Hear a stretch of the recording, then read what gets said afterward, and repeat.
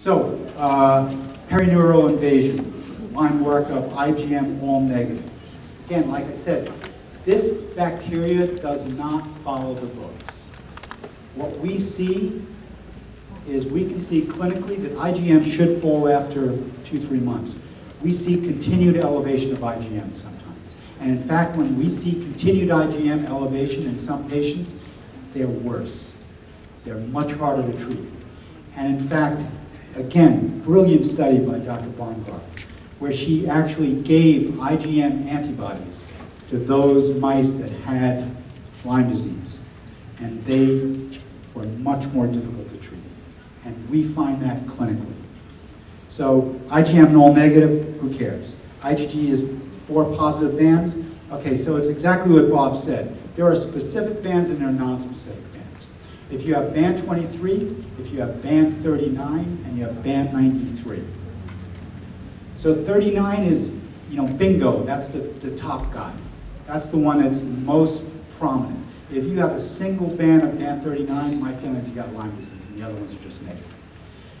Typically, with IGenics, if you have 2 specific, at least 1 and a second band that's positive, then you're considered positive. Band 41 is non-specific, but if you add any of those others, 39, 23, then you're considered positive. So treat with Doxy? No, you gotta look at, I would not just treat with a single drug. So either you treat with 2 drugs, and look, what I do is, you got joint pain, treat with Doxy and Plaquenil. You've got neurological symptoms, think about treating with an azole, like tinidazole, or metronidazole, or diflucan. All right, I'm getting all confused here. It's easy to do that. So. Big one and get that. All right. So if you previously had Lyme co-infections but are now in remission, are there any precautions you need to take in the future for pregnancy? That's a good question. So we know that there is problems with people that have active Lyme disease and miscarriages and problems with birth. If you are asymptomatic and you test negative, I think you're pretty safe in terms of future pregnancy. Do I know that for sure? I don't. But clinically, I think you're pretty safe. If you test positive for antibodies and you are feeling okay, some may actually recommend treatment, and I may be one of those. But anyway, please explain. You mentioned the CYP 450. I don't metabolize meds well, since my son has it too. So I think you may be talking about the MTHFR gene, but who will that affect Bartonella in a way? So yeah, I mean, basically what I'd say is, again, food is medicine. Use your food to activate your detoxifying pathways, leeks, garlics, the cruciferous vegetables, all the foods that your mom or your grandma told you to eat.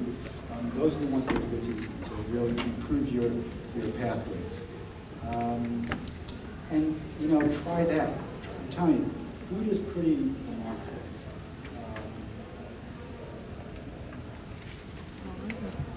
Locally, our infectious disease specialists and general practitioners do not understand the need. Listen, okay. So I don't know how you cannot believe. I mean, I could not believe that I'm in a room. I think I'm at my home. I'm just like, this is like some treatment. This whole, like people know it, and I can say that. It's just not true. So we already know there are a number of studies that have already shown that there is persistent, that this is not a simple disease. And you have to demand that your physicians be educated. We're speaking to the Department of Health. Rich is being really active in it. Jill is really active in trying to change this.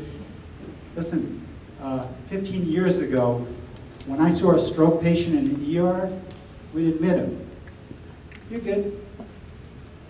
Really? That's good?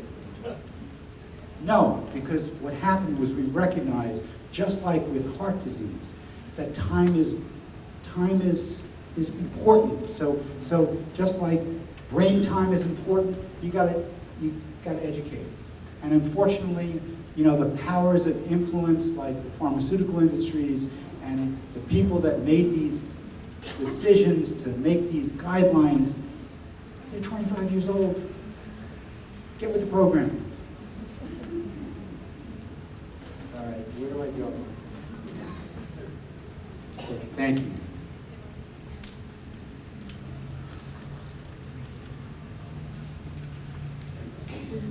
Okay, well, thank you. All right.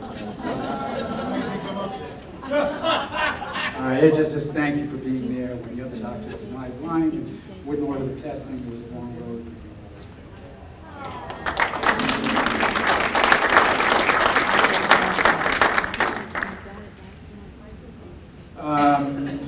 All right, is there any truth to the story that the CDC is now warning of tick diseases because they plan on releasing the original Lyme vaccine?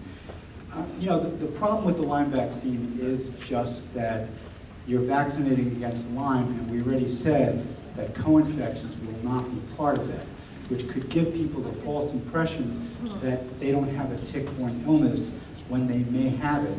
And again, vaccines typically are not done with multiple strains. They're typically done with single or a couple of strains. If you don't have relapsing fever, Borrelia miyamotoi, I think vaccines are problematic. I'll be honest, that's my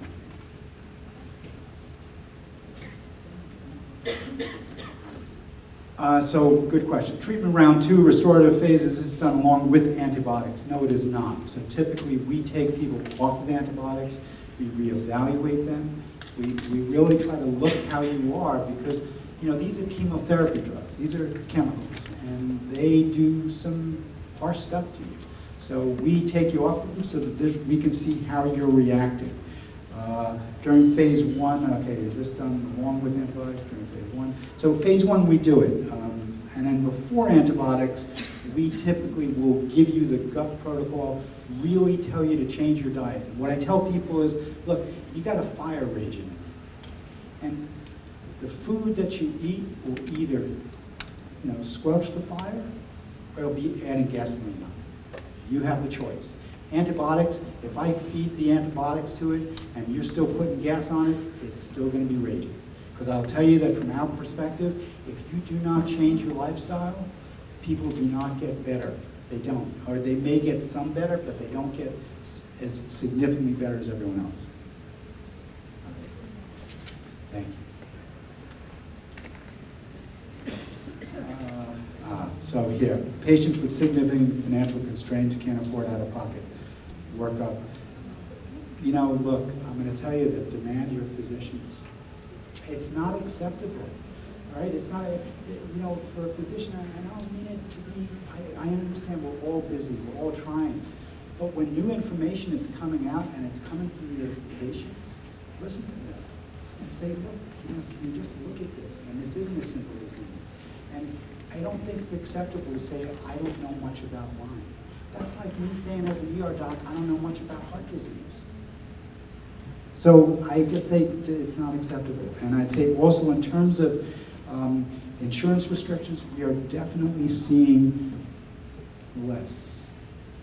I will tell you 5 years ago, 0. Now, it's like 50 to 60% of some patients will get coverage. Some IV will get coverage. It really depends on your plan. I would, if you're going to sign up with an insurance company, ask them, how do you feel about Lyme disease? Oh, we don't think we do. Oh, good, I'm going to go to another plan. You're the consumer. Act like the consumer. You don't like it, go somewhere else. And there are organizations that are really looking to help. Just find out, you know, these guys are great. They really are, they're part of the resilience. So, and I think if they refuse treatment, get a class action lawsuit. Okay, I didn't say that. Any tricks for making the end run around in insurance constraints. There are some tricks. Some of the tricks are to call it something else. So we've had patients that had Rocky Mountain spotted fever. We said you have active Rocky Mountain spotted fever. We said we had patients that have active IgM mycoplasma. We say you got persistent mycoplasma. And some of those folks get covered. So if you don't use the bad word, because as you may or may not know, there is no diagnostic code for chronic or persistent Lyme. It doesn't exist. Even in the new ICD-10 codes, there's nothing that exists there. There's only acute Lyme.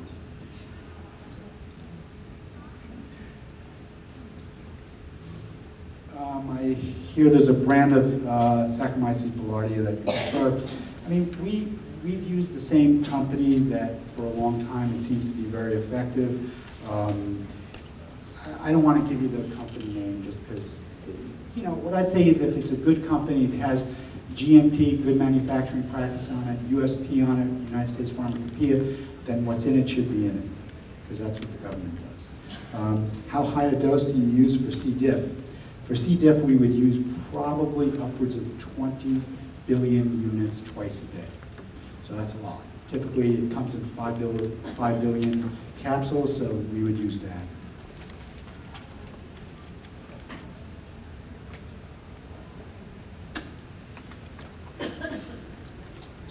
So this is a question on 100 milligrams of Doxy twice a day is not sufficient. What's the proper dose? So I'm going to tell you that there are some folks that use very high doses of Doxy. I typically don't, because I find that there's a lot of side effects with Doxy. And especially now, Doxy is very photosensitive. I would say 70% of people that are on Doxy have photosensitivity, and it has nothing to do with your skin color. So it can be very misleading. You know, you can have people that have darker skin and they never get sunburn and they get burned.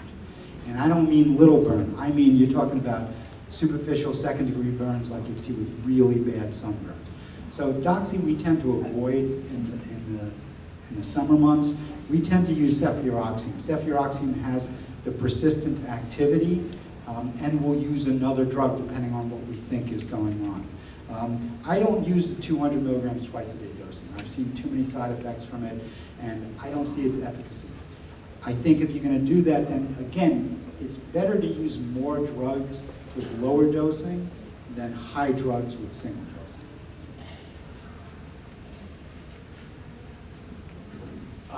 Next step for extreme fatigue. So extreme fatigue is very common and terrible. I mean, you know, the worst symptom that I ever heard from someone is, if my house was burning down, I don't think I could get up and leave. The person said to me he feels like that he has cement running through his veins. So it's absolutely horrible. So what we look at is we look at viral causes. So look at Epstein-Barr virus, CMV virus, toxo. Look at thyroid. Lyme is an endocrine disruptor. I've seen 25-year-olds with testosterone levels of 50. Should be about 700. I've seen women with estrogen levels through the roof, and they're so symptomatic during their menses, and their progesterone level is non-existent. I've seen thyrotoxicosis in people with Lyme and Epstein-Barr. So look, you have to look. You have to look at what's the cause. Look at cortisol levels. You know, look to see if your cortisol levels are shot. If you're actually really becoming adrenally fatigued. Look at not only cortisol, but you look at ACTH, adrenocorticotrophic hormone. You look at corticotrophic releasing hormone. You have to look at all the different stages. Positive Lyme +2 in co-infections, 2 months Doxy, now on herbal. 2 months Doxy is not going to do it. But if you're on an herbal regimen that's working, that is from a good herbalist that knows their stuff, you know, it could be helpful. We've had people that have done herbal approaches only, and some of it works. What is Erlichiosis? Positive plus 80. So what is Erlichiosis? Erlichiosis is another co-infection. Erlichiosis can give a very terrible acute onset disease. Typically it's super high fevers, encephalopathic, typically super bad muscle pain. You also can get elevated liver function tests. If it's positive, it needs to be treated. The good news with Ehrlichia is it's not a persistent infection. So if it's treated acutely, you're good. The problem is it's not persistent, but you got it from a tick. Guess what? You probably got something else. So it's still persistent. Can iron or magnesium supplements cause more biofilm problems? We don't believe so. We believe that you need those cofactors for detoxification, for good transport. Biofilm is a much more complicated, but I'm going to say that there are some hope. For biofilm, just to let you know, we use some enzymes. Are they good? Maybe. Lumbrokinase is one of it's from earthworms. It's, again, an enzyme that seems to help to work in biofilm. Nattokinase, which is from soy, is also another that we use. Serrapeptidase is another. Sometimes we'll also use NAC or N-acetylcysteine, which we think may also act as a biofilm based on its use of glutathione.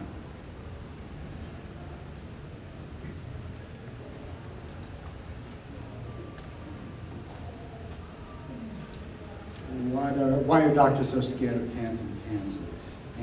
I don't know, maybe because they're big animals? No. Pandas is a strep infection that causes psychiatric symptoms in kids. Pandas is a non-strep infection that causes some psychiatric kids. I don't know if they're scared about it. We're just not familiar with it. This is the issue, is that in medical school, you're kind of taught a certain set of stuff, and it's packed. And to add something new is really difficult to change the curriculum. I don't think they're scared. They just don't know it, and it's just we know it. Integrative docs, functional medicine docs, naturopaths, people that think outside the box, because there is no other place to think. So. Why will they delay diagnosis and therefore treatment? Again, because I don't think that they think about it. And if you don't think about it, it's like Lyme disease. If you don't think it, it's not there.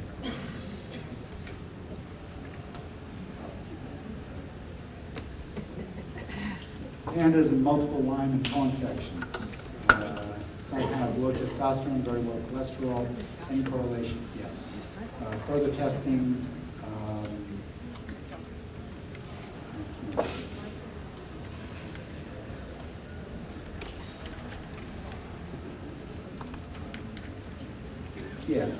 I mean, I'd say, look, you got to keep looking. Got to keep looking. And low testosterone, I'm going to tell you that is very common to see with Lyme disease. Tick-borne illnesses really affect endocrine, and it is more common that we see lower levels of testosterone in men, in young men, than what we would normally see. And again, we just think that it really affects the whole endocrine metabolic pathways. And yes, there is a correlation between Lyme and pandas. We think that they're sort of similar. Testing. This is how do you differentiate between Lyme and PANS. And PANS is basically you just have to see if you can get the testing right, testing accurate. And then, as an ER doc, you treat, and then you see what works. That's typically what you do, because you don't have the effect of a horizontal time frame. You have a vertical time to treat.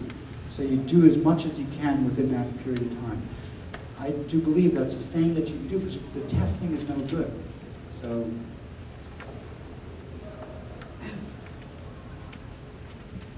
So can adults get PANS? Again, we see, you name it, we see it.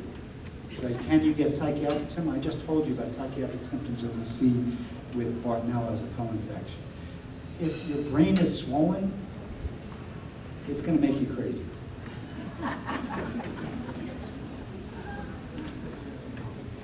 Wait, that's only 5 minutes. I have 5 minutes. Wait, I don't.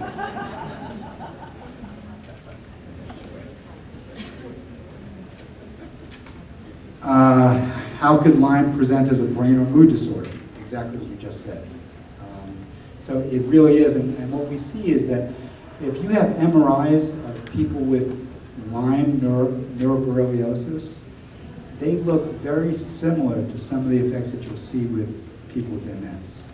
They have these scattered white matter issues.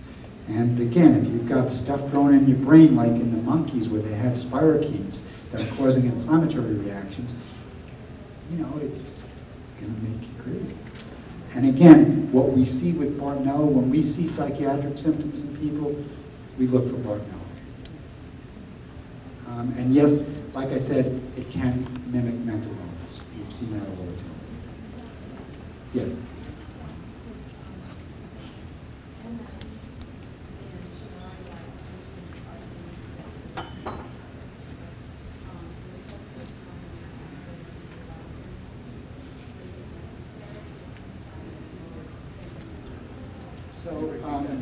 So I'll repeat the question. The question is, should you get a spinal tap to rule out MS versus some other condition? And the likelihood is, when they get a spinal tap, they likely will test for Lyme. The utility of a spinal tap is about 10% for Lyme, especially if it's not active, it's chronic. What you will see is you may see higher levels of protein in the spinal fluids, very nonspecific, and lower levels of glucose, which is food. And if you see that, then you can make the inference that this is something infectious. It's possible. Hopefully that answers it. All right. Can Bartonella cause POTS and dysregulation of your autonomic nervous system? Yeah, I mean, yes it can, and so can Lyme, so it's hard to know which is causing what. I think, again, like I said, we see POTS very common, autonomic dysregulation very, very common with young people, and young people meaning, you know, early teens to 20s. That's the most common. And it is a very problematic, really disturbing symptom. If you test negative for Lyme disease, can you still have co-infections? So the likelihood is that you're testing negative is a false negative, but you certainly can still have co-infections, and we certainly see that all the time. Like we said, it's an immune suppression. If you're given antibiotics, it can disrupt your ability to produce the antibodies, and then, you know, make it less likely for you to be testing positive. You tested positive for Bartonella antibodies through Galaxy Labs. Bob isn't here anymore. I will tell you, I think Galaxy Labs for Bartonella is the best Bartonella test out there. It's probably the most sensitive. But it's very tough because, again, guess what? New York doesn't allow you to test Galaxy Bartonella. They don't allow it. So we try to get around that. We have another practice, a small practice out in Vermont, so we're able to do a lot of these testings. What is your recommendations for treatment of Lyme and Bartonella mycoplasma? So we typically use for Bartonella, we again, if there are supplements that you use, but antibiotic-wise, we typically will use the macrolides and sulfur first. So we may use something like Zithromax or Biaxin with Bactrim. You can use rifampin as well. Rifampin is a pretty tough drug, and it's very tough on people to take, and it can cause a lot of symptoms, so you want to go low and slow. And herbals, some of the herbals that we've used is boneset, Lamatia, Teasel you can use for Bartonella. You can use Andrographis also for Bartonella. But again, you want to use combinations. That's it. Okay.